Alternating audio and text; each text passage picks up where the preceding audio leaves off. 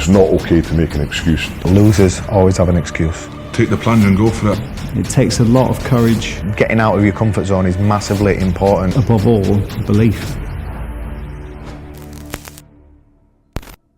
Making excuses is just another reason why you're not going to succeed. You know, it's not a valid reason unless you can't physically enable yourself to train. I.e., you've got, you know, even having no legs, no arms. You know, we've seen all these wonderful stories of people, not wonderful, but they've gone through trauma and they've kind of overcome that and they're very successful in what they do. So I just don't, I wouldn't say I don't like it, I just don't agree with people making excuses, because we're from a society now, I think, that an excuse is okay. You know, we've accepted it, right? Let's make an excuse why we can't do it.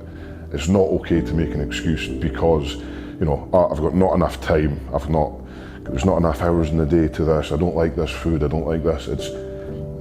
We shouldn't be saying that's okay to make those type of excuses. Let's not make the excuses, let's kind of man up and kind of just move on and get on and do better for ourselves. And again, yeah, I've never tried to make any excuses, and if I do rubbish in a show, I kind of mess up.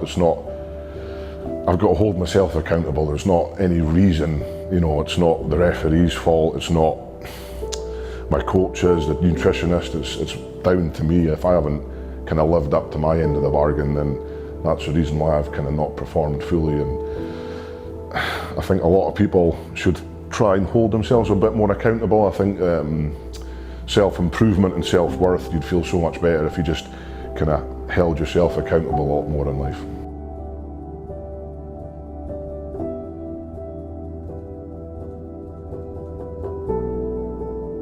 Don't stop because of failures.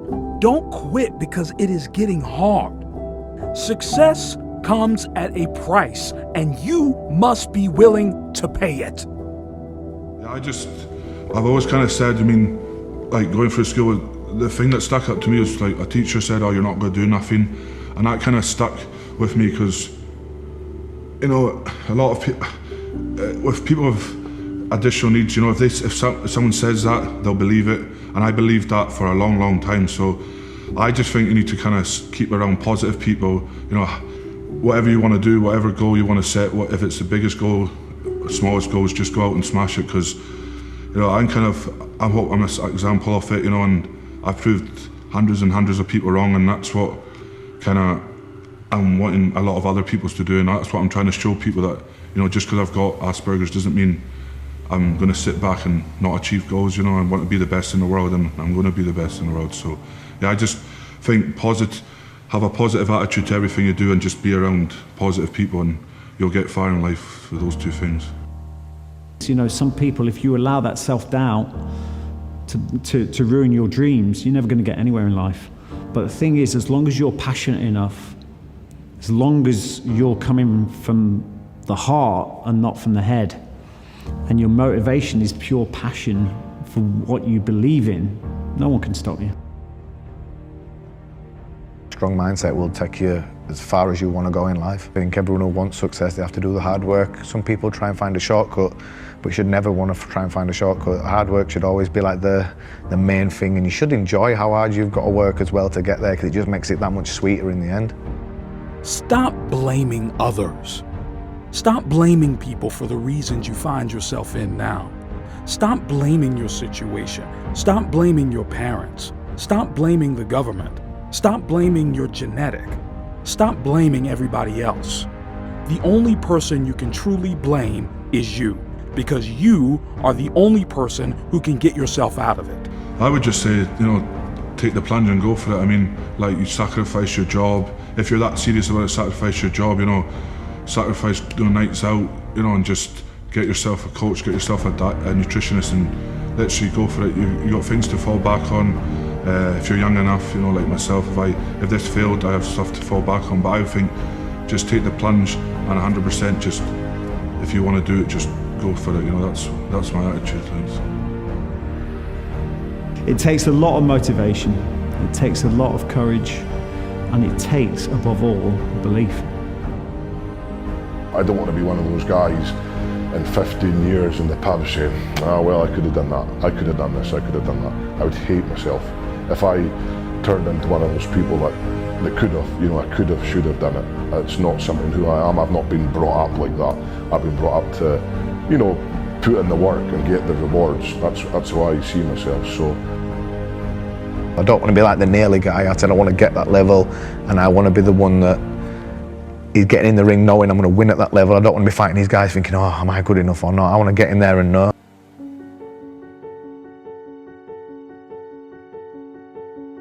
You need to do the hard path, you know, you can't just have it easy, you know, if it was easy, everyone would do it. And to kind of be the best in like the world, you kind of have to, you know, go places where no one's going to go, take your body to places no one's going to go, because at the end of the day, you can only kind of, the good thing about sport is you've only got yourself to blame if you don't do things good. So I think the hard path is the best path to do, you know, so mentally, physically, gets you ready, you know, everything's just dialing, and yeah, the hard path for me, I probably should have took the easy path, but yeah, the hard path has helped me 100%. The getting out of your comfort zone is massively important, and again, that comes down to the same thing as obsession. I think you can't just be comfortable in what you're doing, you need to be out of your comfort zone.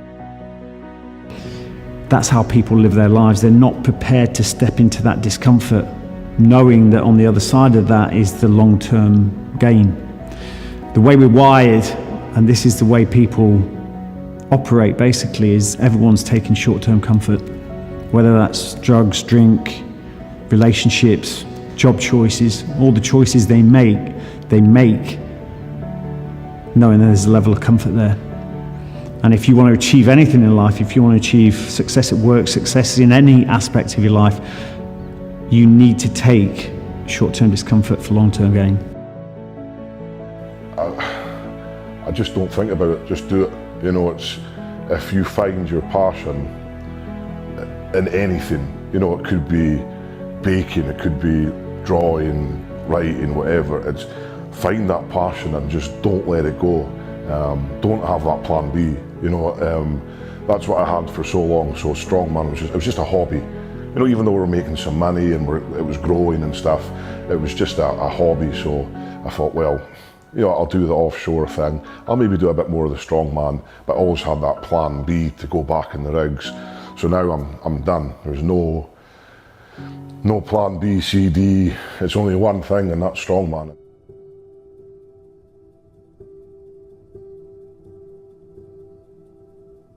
You know, don't give up on your life. Always achieve your goals, what you set up to do, and just kind of, you know, try and make the hard times as easy as possible in your head as you can be. You know, and always, if you're not sure of things, ask questions, and don't ever hesitate to kind of, you know, ask the question twice, 3 times. You know, no one's going to think you're stupid. Just always, if you're not sure, just do it, and just attack life like you're there to live it, you know, and just live your life to fullest. That's all I have to say, so yeah. Your life is just so fragile. I mean, you don't know what's going to happen tomorrow, so treat each day like it's your last day, and that's what I've been doing, I think, for the last little while, and it's you enjoy life a lot more doing it that way, I think. Our lives are a product of our imagination. We can create the life that we want if we believe in it, if we visualize it. So for me, you know, when I do that, I'm planting what I want, the goal that I want in my subconscious. You would then subconsciously take decisions and make decisions and take actions that reflect your goal. If you want the easy life, then fine, man.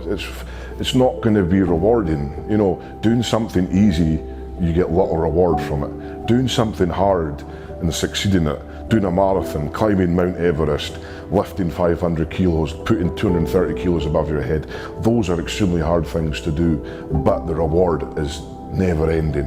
You know, making that historic lift, the historic whatever it is never ending. You know, so for Tom and I, strongest brothers in history, first brothers in history to ever make the World's Strongest Man final, that's never ending.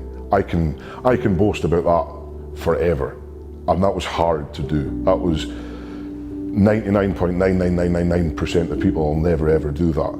And that's because too many people want the easy stuff. And they're happy with that, that's fine. But know that the harder way is always a bigger rewards. Nothing truer has ever been said. It's simple, you know, go down that. If you've got a path, easy path, hard path every time, every time.